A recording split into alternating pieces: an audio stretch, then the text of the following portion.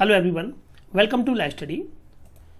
आज इस वीडियो के माध्यम से हम भारतीय दंड संहिता वाले भाग से कुछ समस्यात्मक प्रश्नों को डिस्कस करेंगे। इन प्रश्नों के आंसर आपको किस तरह लिखने हैं, ये सभी कुछ आज हम इस वीडियो के माध्यम से आपको बताएंगे। सभी ऐसी परीक्षाओं के लिए जिनमें कि समस्यात्मक प्रश्न पूछे जाते हैं, जिसमें कि न्यायिक सेवा परीक्षाएं, सिविल जज परीक्षा, HJS एग्जाम तथा APO एग्जाम्स, इन सभी के लिए आप इस वीडियो को फॉलो कर सकते हैं। प्रश्न के जो उत्तर यहाँ हमारे द्वारा आपको बताए गए हैं, आप इन्हें एग्जाम में डिट्टो कॉपी भी कर सकते हैं। सो फ्रेंड्स, आप अगर चैनल को पहली बार विजिट कर रहे हैं तो आप चैनल को सब्सक्राइब कर लें तथा उसके पास बने बेल आइकन बटन को प्रेस कर लें, जिससे कि सभी वीडियोज का नोटिफिकेशन आपको मिल सके। प्रारंभ करते हैं। पहला प्रश्न हमको यहाँ दिया गया है कि A और B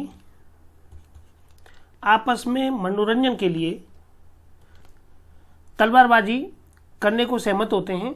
इस सहमति में किसी अपानी को, जो कि तलवारबाजी के खेल में विरुद्ध न होते हुए कारित हो, उठाने की पारस्परिक विवक्षित सहमति है। यथानियम तलवारबाजी करते हुए ब को उपपत्ति कारित कर देता है। क्या के द्वारा कोई अपराध किया गया है? A और B दो कैंडिडेट हैं। ये आपस में तलवारबाजी या कोई अन्य गेम भी ऐसा हो सकता है जिनमें कि जिसको खेलने में कोई अपानी या कोई उपपत्ति किसी एक पर्सन के द्वारा किसी दूसरे व्यक्ति को पहुंचाई जा सकती है। और यहाँ ये भी लिखा हुआ है कि साथ में कि इनके द्वारा जो सहमति है दो प्रकार की होती है, अभिव्यक्त और विवक्षित दो प्रकार की सम्मति होती है। तो यहाँ पारस्परिक उठाने का, अब यहाँ प्रश्न में लिखा हुआ है कि इस सहमति में किसी भी अपानी को, जो कि तलवारबाजी के खेल में विरुद्ध न होते हुए भी, अर्थात तलवारबाजी के खेल में विपरीत न होते हुए भी उठाई जा सकती है और विवक्षित सहमति है। अभिव्यक्त तो स्पष्ट रूप से आपको कही जाती है, बताई जाती है, तथा जो विवक्षित सहमति है उसे आप सामने वाले के क्रियाकलापों से, हाव भाव से समझ सकते हैं। यथानियम नियमों के तहत तलवारबाजी करते हुए A के द्वारा B को हर्ट किया जाता है। क्या A के द्वारा कोई अपराध किया गया है? अब देखिए, ये जो दृष्टांत, सबसे पहले आपको यह समझना होगा कि ये दृष्टांत किस सेक्शन पर आधारित है। तो हमने पहले इसको जाना कि ये दृष्टांत किस सेक्शन पर आधारित है। तो ये दृष्टांत सेक्शन 87 पर आधारित है। लिखा हुआ है कि के द्वारा कोई भी अपराध नहीं किया गया। अब हमने इसका आंसर देना प्रारंभ किया कि के द्वारा कोई अपराध नहीं किया गया है यदि ब की आयु 18 वर्ष से अधिक है। क्योंकि यहाँ आयु का कंसेप्ट नहीं दिया गया है प्रश्न में, लेकिन जो सेक्शन है वो 18 वर्ष से अधिक आयु के संबंध में ये लागू रहता है। तो क्योंकि ब ने यदि अपनी सम्मति दे दी है और उसकी आयु 18 वर्ष से अधिक है, तो यहाँ के द्वारा कोई भी अपराध नहीं किया गया है। धारा 87 ये प्रावधान करती है। अब इसके संबंध में इसका कारण क्या लिखा हुआ है कि भारतीय दंड संहिता की धारा 87 ये प्रावधान। अब हमने यहाँ सेक्शन 87 के सारांश को हमने यहाँ लिखेंगे। सबसे पहले हमने लिखा कि ने कोई अपराध नहीं किया है यदि उसकी आयु 18 वर्ष से अधिक है। अब हमने इसका कारण लिखा कि इसका कारण क्या है कि उसके द्वारा कोई अपराध क्यों नहीं किया गया।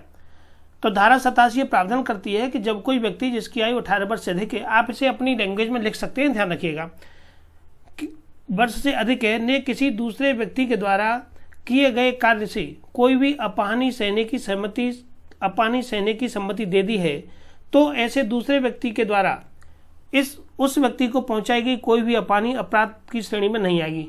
अर्थात यदि एक व्यक्ति के द्वारा, अब इसे आप अपनी लैंग्वेज में आसानी से बना करके लिख सकते हैं, यदि एक व्यक्ति के द्वारा दूसरे व्यक्ति को अपनी सहमति अभिव्यक्त रूप से या विवक्षित रूप से दे दी गई है, तो उस दूसरे व्यक्ति के द्वारा यदि इस तरह के आमोद प्रमोद या ऐसे खेल में यदि कोई अपानी कारित होती है, तो उसके द्वारा कोई भी ऐसा अपराध नहीं किया गया है। ऐसी पहुंचाई गई अपानी अपराध की श्रेणी में नहीं आएगी जिसकी आयु 18 वर्ष से अधिक है एवं जिसने अपानी सहने की सम्मति दे दी है। अर्थात पहुंचाई गई कोई भी अपानी अपराध नहीं होगी, बशर्ते कि अपानी करने वाले व्यक्ति को सम्मति देने वाले व्यक्ति की मृत्यु कारित करने या गंभीर चोट पहुंचाने का कोई भी इरादा न हो। अर्थात जिस व्यक्ति के द्वारा ऐसे आमोद प्रमोद के खेल में जो सम्मति दी गई है और जिसने उसकी सम्मति एक्सेप्ट की है, तो उस व्यक्ति का कोई ऐसा इरादा नहीं होना चाहिए कि मृत्यु कायद करने का या कोई गंभीर चोट पहुंचाने का उसको कोई इरादा नहीं है। वो तो ये है कि खेल में चोट लग सकती है, स्वाभाविक है, तो कोई इरादा ना हो तथा न ही इस बात की कि कोई भी जानकारी और न ही उन्हें इस बात की कोई संभाव्यता या ज्ञान होना चाहिए पहला है आशय और ज्ञान, कि इस बात का आशय नहीं होना चाहिए, और दूसरा है कि इस बात का कोई भी ज्ञान नहीं हो कि उसके इस कार्य से सम्मति देने के बाद में सम्मति देने वाले व्यक्ति की मृत्यु हो सकती है, उसे इस बात का ज्ञान नहीं होना चाहिए, या गंभीर चोट पहुंच सकती है। आशय नहीं हो कि मुझे, अगर आशय है आपका के साथ मुझे इसकी मृत्यु कार्य करनी ही करनी है, तो वो आशय वाली बात आ जाएगी। और ना ही तो आपको आशय हो और ना ही आपका इस संबंध में वो ज्ञान हो कि मैं जो कार्य करूंगा या हम जो खेल रहे हैं इससे सामने वाले को कोई गंभीर उपत्ति या कोई मृत्यु कार्य हो सकती है। इतनी बात आपको इसके कारण के संबंध में लिखनी है। इसका कारण आपको बताना है कि धारा 87 इसके संबंध में ये प्रावधान करती है कि यदि कोई व्यक्ति 18 वर्ष से अधिक आयु का है और उसने अपनी सहमति जो है वो अव्यक्त रूप से या विवक्षित रूप से दे दी है, और यहाँ प्रश्न में जो लिखा हुआ था वो लिखा हुआ था विवक्षित, कि विवक्षित दे दी है, ठीक है। अब धारा 87 के संबंध में यह भी उल्लेखनीय है कि इसमें 18 वर्ष से अधिक आयु के व्यक्ति के द्वारा दी गई सहमति अव्यक्त या विवक्षित पर आधारित है। तो धारा 87 ये अभिव्यक्त या विवक्षित रूप से सम्मति दिए जाने के संदर्भ में बात करती है। प्रसिद्ध कानूनी सूक्ति सम्मति से पहुंचाई गई अपानी क्षति की श्रेणी में नहीं आती है पर आधारित है। एक कानून ये भी आप उसमें जोड़ दीजिएगा कि प्रसिद्ध कानूनी सूक्ति ये है कि सम्मति से अगर कोई क्षति पहुंचाई जाती से पहुंचाई गई अपानी क्षति की श्रेणी में नहीं आती है, इस पर यह आधारित है दृष्टांत। अब हमने प्रस्तुत समस्या के संबंध में जो समस्या हमें दी हुई थी उसके संबंध में हम लिखेंगे।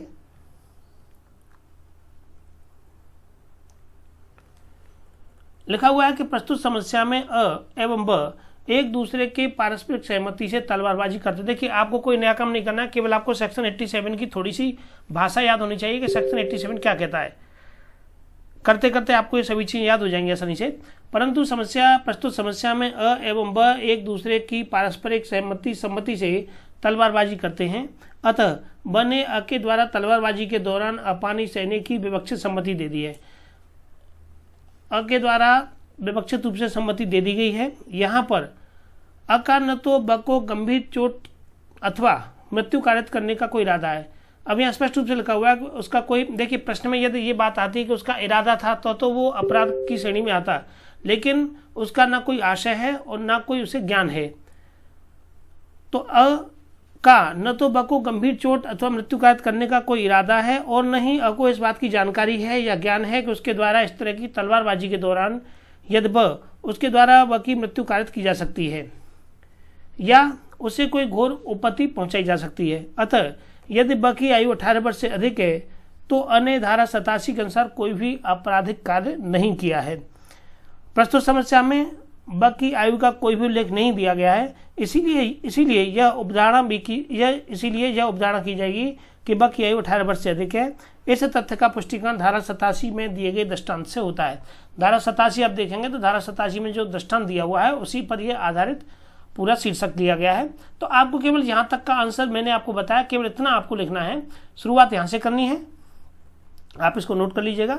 शुरुआत आपको यहाँ से करनी है कि अ ने कोई भी अपराध नहीं किया है, पहले ये देंगे, उसके बाद आप इसका कारण देंगे।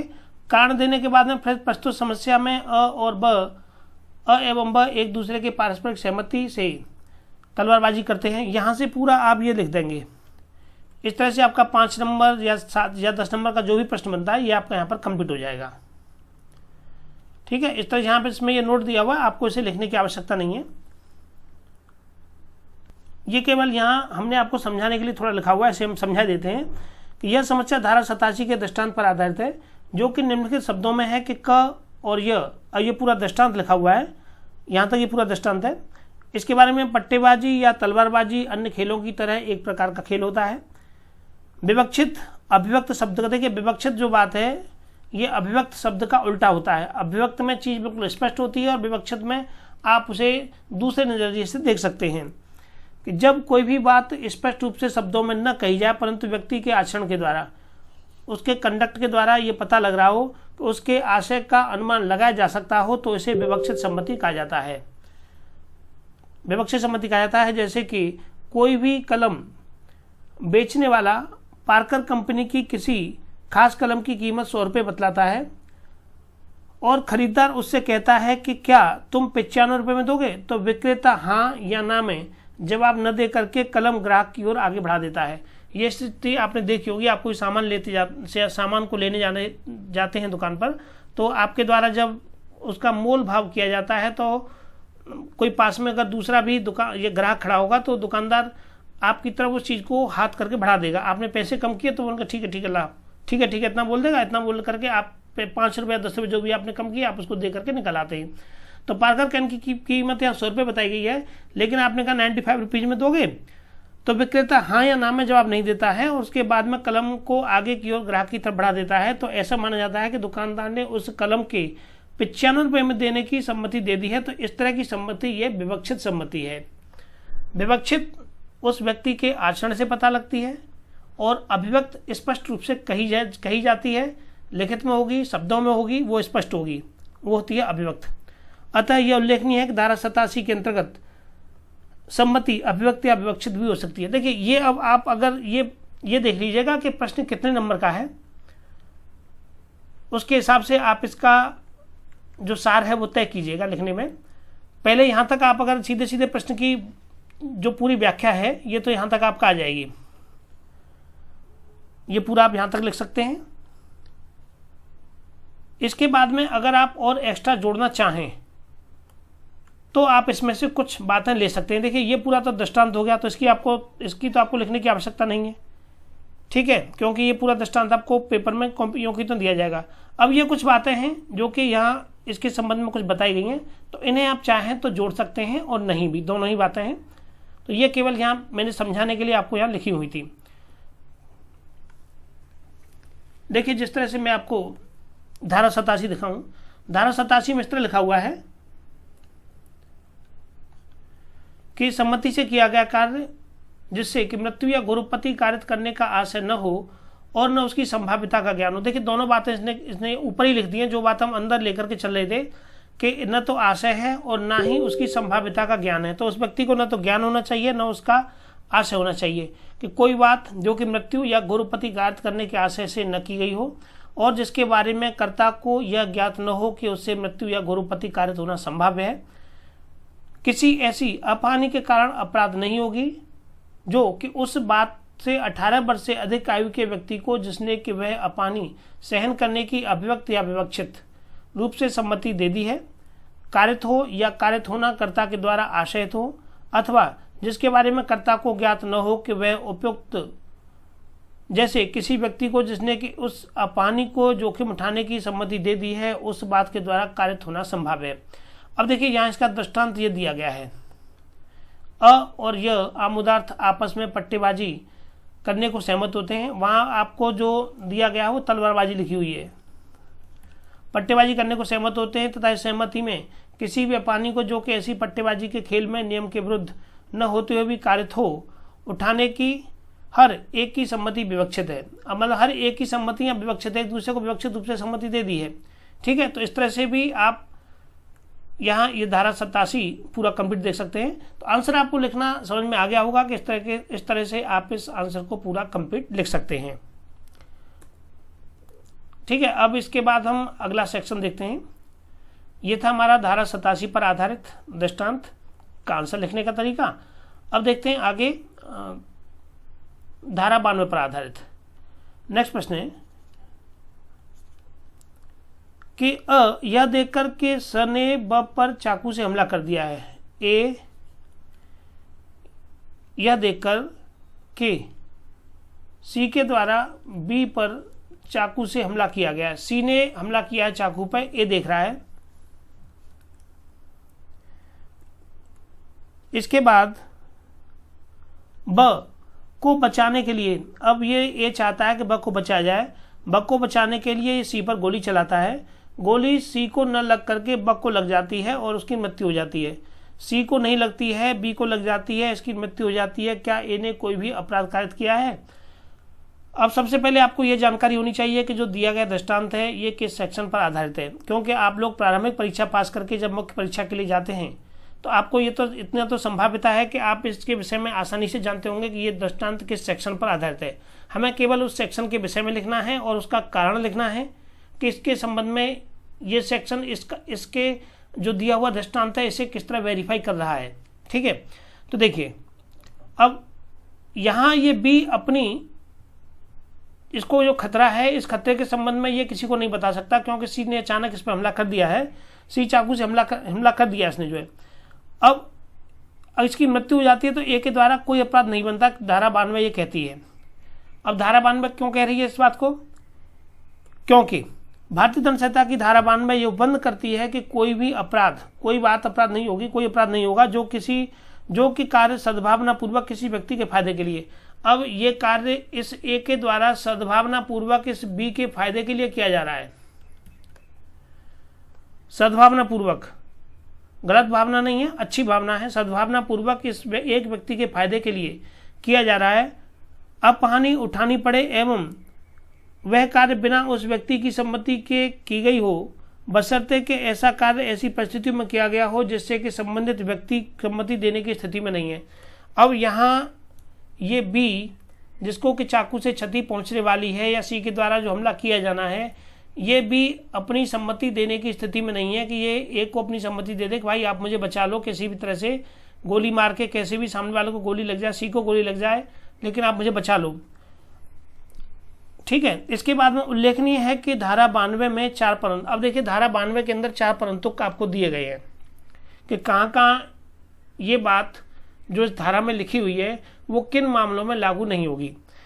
धारा 92 में 4 परंतुक भी हैं एवं इसका दूसरा परंतुक प्रावधान करता है कि इस धारा के प्रयोग में किसी भी व्यक्ति को मृत्यु या घोर उपत्ति, गंभीर चोट कारित नहीं किया जा सकता सिवाय उस व्यक्ति को मृत्यु या गंभीर चोट से बचाने के लिए। अब यहाँ गंभीर या इसको गंभीर उपत्ति या गंभीर चोट या मृत्यु कारित नहीं किया जा सकता है, लेकिन क्योंकि अब ये चाकू से हमला करने वाला है तो चाकू से हमला करने की स्थिति क्या है, ये चाकू से इसको हमला करता है तो सी के द्वारा इसको या तो गंभीर चोट पहुंचाई जाएगी या सीधा बात है कि या इसकी मृत्यु कारित की जाएगी, क्योंकि चाकू से ऐसा तो नहीं कि आप सोचो कि कोई छोटी मोटी चोट कारित हो जाए। तो चाकू मारने से एक अच्छी चोट बनेगी, गंभीर उपत्ति हो सकती है या उसकी मृत्यु कारित हो सकती है। तो इसका जो दूसरा अपवाद है, इसका जो सेकंड एक्सेप्शन देखेंगे उसमें यही बात लिखी हुई है कि आप जो किसी व्यक्ति को मृत्यु कारित हो गई है, किसी की मृत्यु कारित किए जाने या गंभीर उपत्ति कारित किए जाने से लेकर के अगर इस तरह की कोई स्थिति बनती है तब आप ऐसा कार्य कर सकते हैं। कारित नहीं किया जा सकता सिवाय उस व्यक्ति को जिसकी सम्मति नहीं ली गई है। अब यहाँ पर बी की सम्मति नहीं ली गई थी। दोबारा समझिए, धारा 92 में जो 4 परंतुक हैं, इसका दूसरा परंतुक ये प्रावधान करता है कि इस धारा के प्रयोग में किसी व्यक्ति को मृत्यु या घोर उपत्ति कारित नहीं किया जा सकता। इस बी को मृत्यु या घोर उपत्ति कारित आप ऐसे नहीं कर सकते हैं, नहीं किया जा सकता सिवाय उस व्यक्ति के जिसकी की सम्मति, अब इस बी की सम्मति नहीं ली गई है, मृत्यु या घोर उपत्ति या गंभीर चोट से बचाना। तब मृत्यु या गंभीर चोट से बचाने के लिए ऐसी स्थिति बनी थी कि मृत्यु या गंभीर चोट से इसको जब तक इसे नहीं बचाया जा सकता है, इसकी सम्मति लेना उस समय संभव नहीं है, तब ऐसे व्यक्ति के फायदे के लिए किया गया कार्य है। तो अब यहाँ हम इसकी समस्या के संबंध में लिखेंगे। अब तक तो हमने लिखा था इसमें कि जो धारा 97 कहती है वो बताया था। इसके बाद इसमें हमने अब तक बताया था कि धारा 92 क्या कहती है, और धारा 92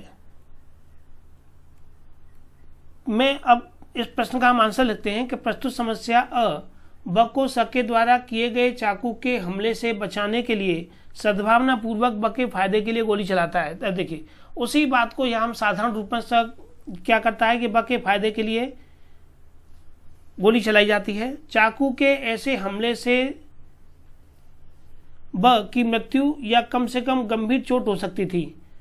ऐसा जो हमला किया जा रहा है उससे ब की मृत्यु हो सकती थी या कम से कम गंभीर चोट हो सकती थी। अ के द्वारा किया गया यह कार्य ब को गंभीर चोट अथवा मृत्यु से बचाना था। तो अ ने जब गोली चलाई है तो उसका कार्य ये था, उसका जो दायित्व था वो ये था कि वो ब को बचाना चाहता था गंभीर चोट से या मृत्यु से। अतः धारा 92 एवं इसका परंतुक 2 को मिलाकर के पढ़ने से ये बात स्पष्ट होती है कि अ का कार्य अपराध की श्रेणी में नहीं आता है एवं उसने कोई अपराध नहीं किया है, भले ही उसके इस कार्य से बाकी मृत्यु ही क्यों न हो गई हो। भले ही इसके कार्य से बाकी मृत्यु हो गई है, इसका कार्य किसी अपराध की श्रेणी में नहीं आएगा। तो इस तरह से आप इसके आंसर को यहाँ बना करके इस प्रकार से लिख सकते हैं।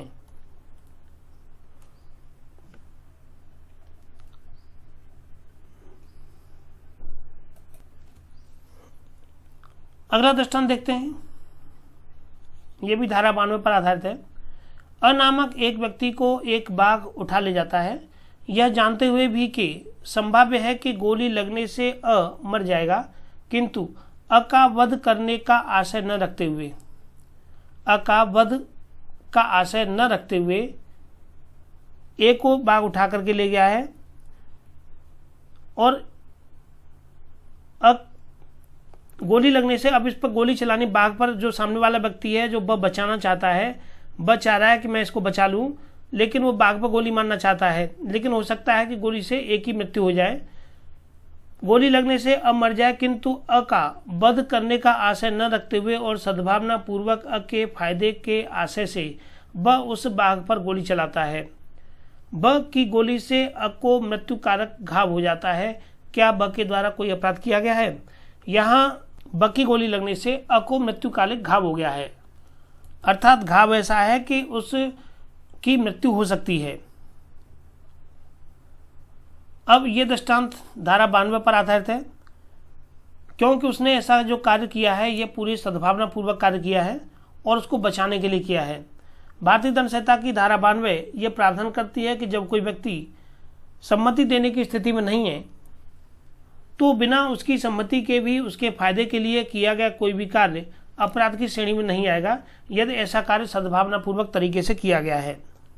धारा 92 का दूसरा परंतु ये स्पष्ट करता है कि इस धारा का लाभ तब किसी व्यक्ति को प्राप्त नहीं होगा यदि उस व्यक्ति के कार्य से वैसे व्यक्ति को जिसकी सम्मति नहीं ली जा सकी है घोर उपत्ति हो जाए, या जब तक कि उस व्यक्ति को घोर उपत्ति या मृत्यु से या घोर उपत्ति से बचाने के क्रम में न किया गया। मतलब ऐसा कार्य फायदेमंद तभी होगा उस सामने वाले व्यक्ति को जबकि आपने उस व्यक्ति के फायदे के लिए कब किया है कि हो सकता है उस कार्य से उसको घोर उपत्ति हो रही थी या मृत्यु से बचा सकते थे या किसी घोर उपत्ति से आप उसको बचा सकते थे। तो आपने कार्य सद्भावना पूर्वक किया है, आपने उसे बचाने के लिए किया है, लेकिन कब स्थिति जबकि घोर उपत्ति या मृत्यु, घोर उपत्ति हो सकती थी, यदि आप ऐसा नहीं करते तो भी उसको घोर उपत्ति या मृत्यु कारक हो सकती थी, लेकिन आपने उसको बचाने का पूरा प्रयास किया और उसको मृत्यु कारक घाव हो गया। ऐसा घाव था जो कि उसको मृत्यु की स्थिति में पहुंचा सकता था। तो आपके द्वारा यहाँ कोई भी अपराध नहीं किया गया है। प्रस्तुत समस्या में ब ने अ का वध करने का आशय न रखते हुए सद्भावना पूर्वक अ के फायदे के लिए अ को बाघ से बचाने के लिए गोली चलाने का कार्य ऐसी परिस्थिति में किया था जिसमें कि ब सम्मति देने की स्थिति में नहीं था।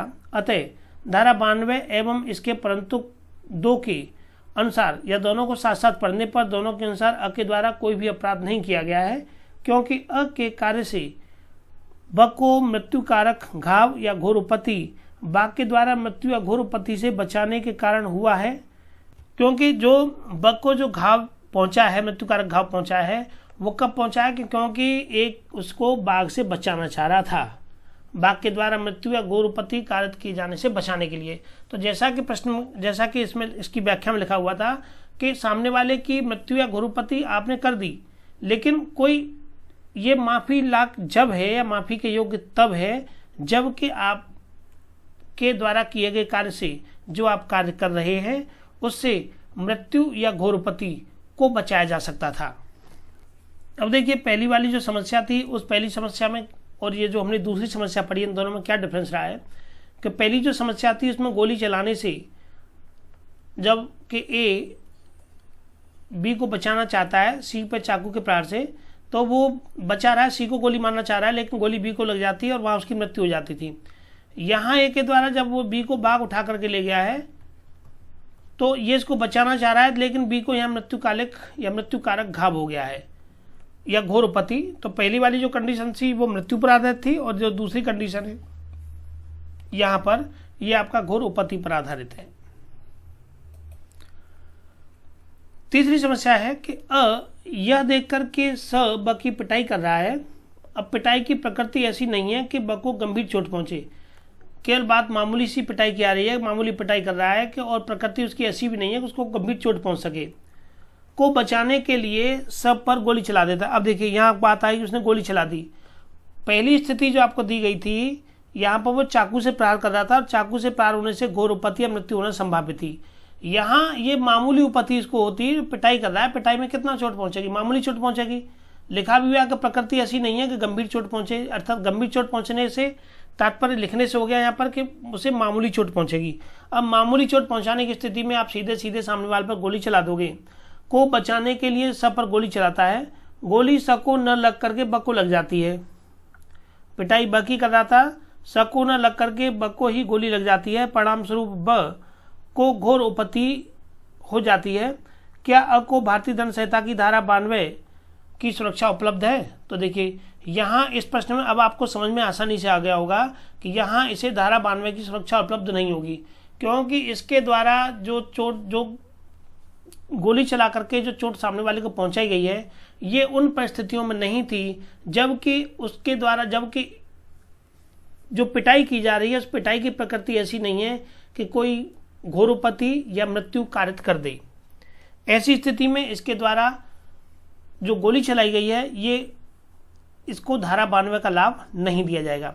भारतीय दंड संहिता की धारा 92 ये उपबंध करती है कि ऐसा कोई भी कार्य अपराध नहीं है जो कि सद्भावनापूर्वक किसी व्यक्ति के फायदे के लिए किया गया हो, भले ही वह कार्य बिना उस व्यक्ति की सम्मति के किया गया हो, एवं ऐसे कार्य से उस व्यक्ति को अपहानि भी हो जाती है, परंतु ऐसा कार्य ऐसी परिस्थितियों में किया गया हो जबकि संबंधित व्यक्ति सम्मति देने की स्थिति में न हो। धारा 92 का दूसरा परंतु ये स्पष्ट करता है कि इस धारा का लाभ तब किसी व्यक्ति को प्राप्त नहीं होगा जब उस व्यक्ति के कार्य से ऐसे व्यक्ति की जिसकी की सम्मति नहीं ली जा सकी है घोर उपत्ति हो जाए, या जब तक कि उस व्यक्ति को घोर उपत्ति, मृत्यु अथवा घोर उपत्ति से बचाने के क्रम में न किया गया हो। अब पिटाई मामूली हो रही थी, आपने गोली चला दी, मामूली पिटाई से मामूली उपत्ति भी नहीं आ रही है, गंभीर उपत्ति की प्रश्न में लिख के चला जा रहा है और आपने गोली चला करके उसकी मृत्यु कारित कर दी, तो आपको यहाँ कोई लाभ नहीं दिया जाएगा। प्रस्तुत समस्या के तथ्यों से यह स्पष्ट है कि स ब की पिटाई इस प्रकार से नहीं कर रहा है जिससे कि ब को घोर उपत्ति का खतरा हो। अतः यदि अ के द्वारा ब को बचाने के क्रम में अ के द्वारा गोली चलाने से घोर उपत्ति का शिकार होना पड़ता है तो धारा 92 के परंतु 2 के अनुसार अ को धारा 92 की सुरक्षा उपलब्ध नहीं होगी। अब देखिए यहाँ ये नोट डला हुआ है, आप चाहें तो लिखें, नहीं न, और ना भी लिखें तो भी कोई दिक्कत नहीं है।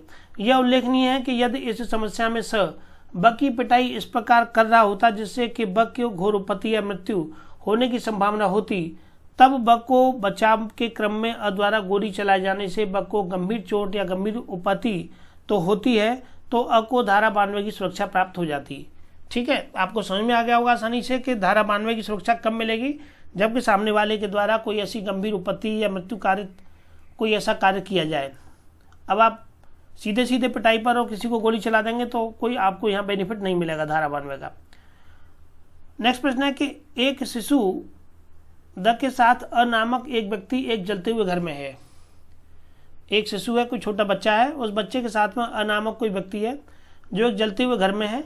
घर के नीचे लोग एक कंबल तान लेते हैं तथा अ उस शिशु को यह जानते हुए कि संभाव्य है कि गिरने से शिशु की मृत्यु हो सकती है, किंतु उस शिशु को मार डालने का आशय न रखते हुए और सद्भावना पूर्वक उस शिशु को जान बचाने के आशय से उस शिशु द को घर के छत पर से नीचे तने हुए कंबल पर फेंकने का प्रयास करता है। द की मृत्यु हो गई है। क्या अ के द्वारा कोई अपराध किया गया है? अब देखिए यहाँ समझ सकते हैं कि धारा 92 के अंतर्गत यहाँ इसको लाभ दिया जाएगा, उसकी मृत्यु हो गई है, क्यों वो कोई अपराध नहीं बनेगा, क्योंकि अगर वो शिशु को यहाँ नहीं बचाता है उस गंभीर चोट से, जो 10 शिशु कमरे में है, घर में आग लगी है, अगर वो नहीं बचाता है तो उस बच्चे की मृत्यु यहाँ हो सकती है।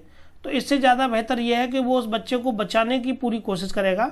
नीचे लोग कंबल तान करके खड़े हुए हैं और वो उस बच्चे को नीचे फेंकता है, लेकिन एक दुर्भाग्यवश उसकी मृत्यु हो जाती है या वो बच्चे बचा नहीं पाते हैं, तो यह इसके द्वारा कोई अपराध नहीं बनता है। धारा 92 के परंतु 2 का और धारा 92 का लाभ यहाँ दिया जाएगा।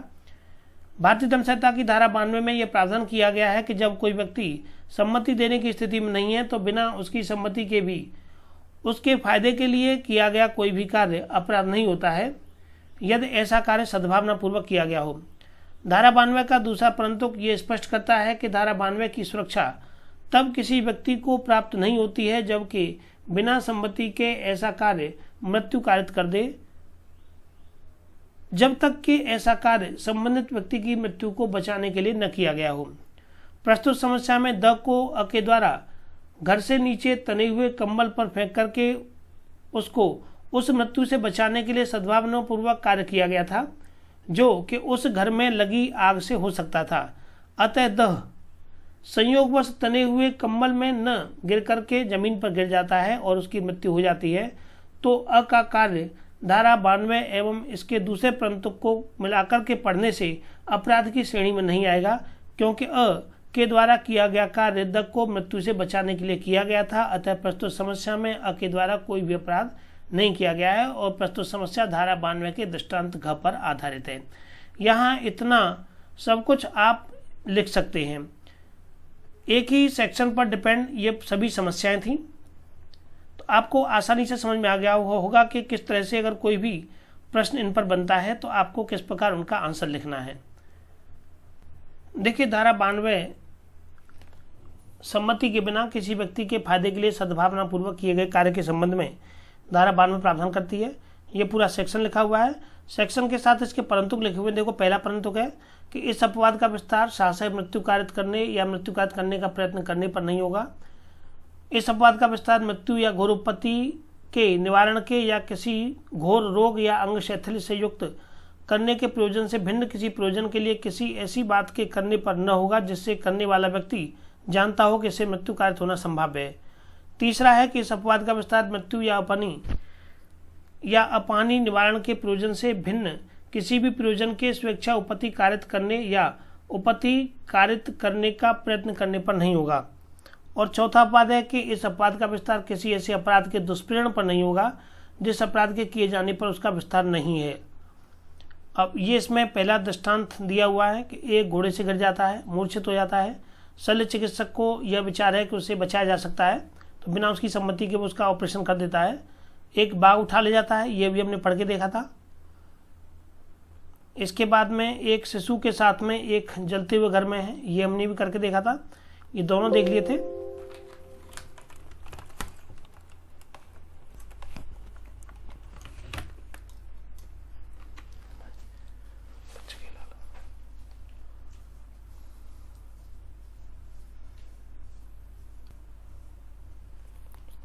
अगला प्रश्न देखते हैं कि एक डॉक्टर ब नामक रोगी को पूर्ण जांच के बाद सद्भावपूर्ण ब को कहता है कि उसे कैंसर का रोग है और वह लंबे समय तक जीवित नहीं रह सकता है। अ के कथन के परिणाम स्वरूप उत्पन्न संदर्भ से ब की दूसरे दिन मृत्यु हो जाती है। अ के दायित्व का निर्णय करें। यहाँ इसके द्वारा डॉक्टर के द्वारा सद्भावनापूर्ण तरीके से वो वर्ड यूज किया गया है कि सद्भावनापूर्वक ब को यह बताता है कि उस कैंसर का उसे रोग है और वह लंबे समय तक जीवित नहीं रह सकता। धारा 93 के दृष्टांत पर आधारित है। अ के विरुद्ध कोई भी आपराधिक दायित्व नहीं बनता है, अतः अ किसी भी अपराध का दोषी नहीं है। सेक्शन 93 आईपीसी का इस संबंध में यह प्रावधान करता है। इसका हमें कारण देना है क्यों कि भारतीय दंड संहिता की धारा 93 ये प्रावधान करती है कि किसी भी व्यक्ति को उसके फायदे के लिए सद्भावनापूर्वक दी गई संसूचना से हुए उस व्यक्ति को जिसके फायदे के लिए संसूचना दी गई है को हुई कोई भी अपहानि कोई भी अपराध घटित नहीं करती है।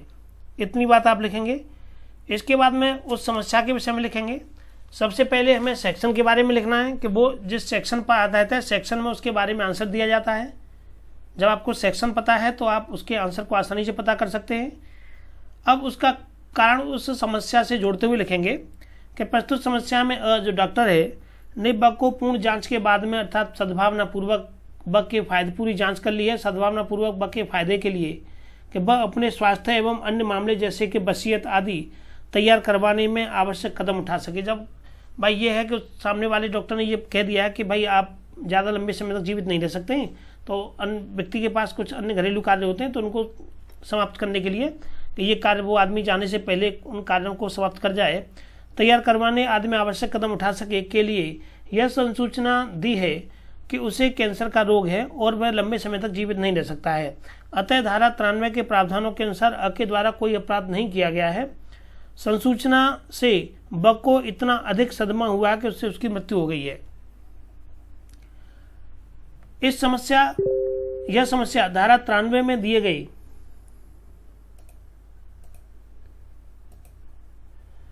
उदाहरण पर आधारित है, जो कि इस प्रकार है कि क एक शल्य चिकित्सक एक रोगी को सद्भावना पूर्वक यह संसूचित करता है कि उसकी राय में वह जीवित नहीं रह सकता है। इस आघात के परिणाम स्वरूप उस रोगी की मृत्यु हो जाती है। क के द्वारा कोई अपराध नहीं किया जाता है, यद्यपि यह जानता था कि उस सूचना से रोगी की मृत्यु कारित होना संभाव्य है। सर्वोच्च न्यायालय ने वीडा मैगजिम्स बनाम Yusuf Khan Criminal Law Journal 1489 Supreme Court के मामले में यह अवधारित किया था कि धारा 93 का प्रयोग में किया गया शब्द प्रयोग किया गया अपहानी का तात्पर्य क्षतिकारक मानसिक प्रक्रिया से है। ये चाहे तो आप इसको जोड़ सकते हैं। नेक्स्ट प्रश्न है, अ के पास में स्याही की दवात है और अ उस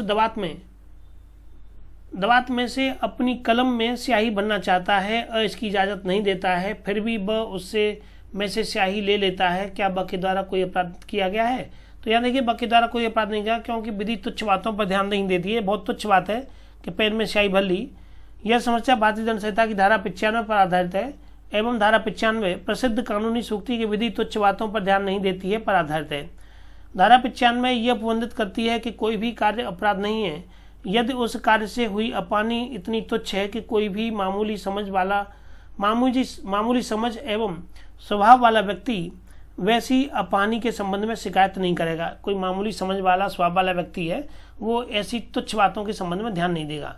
तो प्रस्तुत समस्या में ब के द्वारा अ की सम्मति के बिना अ की दवा से स्याही ले लेने का कार्य इतना तुच्छ है कि कोई भी मामूली समझ स्वभाव वाला व्यक्ति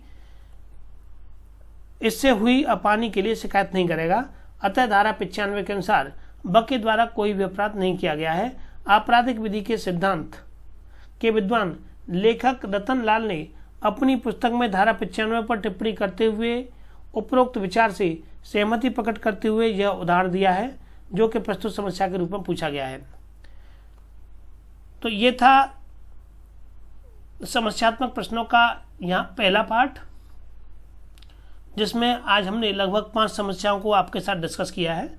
धारा 92, धारा 93 और धारा 95 पर आधारित कुछ समस्याएं हमने देखी हैं। मैं उम्मीद करता हूं कि आपको इन प्रश्नों से कहीं न कहीं कुछ न कुछ लाभ मिलेगा। आपके मुख्य परीक्षा के प्रश्न पत्रों में ये प्रश्न आपको कुछ न कुछ सहूलियत देंगे, तो आप इन्हें नोट कर सकते हैं। तो चलिए फ्रेंड्स, इस वीडियो में इतना ही।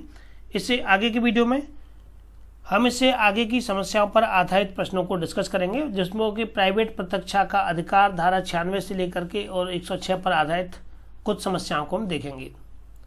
सो प्लीज़ आप वीडियो को शेयर करें, जिससे कि ज़्यादा से ज़्यादा परीक्षार्थी इन वीडियो से लाभ उठा सकें। तो thank you for watching this video.